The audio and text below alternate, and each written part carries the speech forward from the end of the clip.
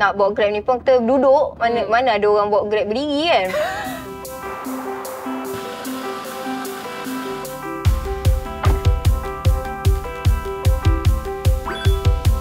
Tapi sebelum akak buat Grab ni, akak buat apa? Dulu asalnya saya kerja dengan salah sebuah syarikat penerbitan buku. Tapi orang kata rezeki bukan di sana. Bila bawa Grab ni, bila kita start button, kita turunkan penumpang, kita dapat duit tau. Macam seronok lah. Yang tahu kewangan kita, apa semua adalah diri kita sendiri.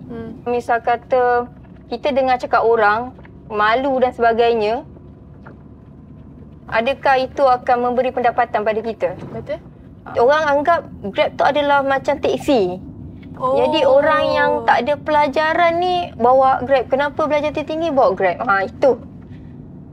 Bukan senang lah untuk saya sebenarnya. Sepanjang akak buat Grab kan, apa yang menjadi motivasi? Saya mula menulis kisah saya dengan penumpang saya.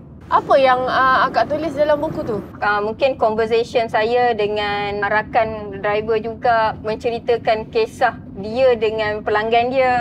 Tapi saya ambil sisi yang kelakar lah. Tetapi saya tidak mengaibkan. Cuma berkongsi cerita lah. Berkongsi cerita.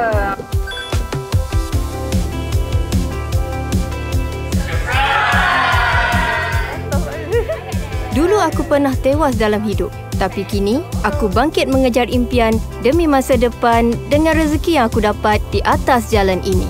Dia kata kangkung dia boleh senyum. Aku terus cakap, suruh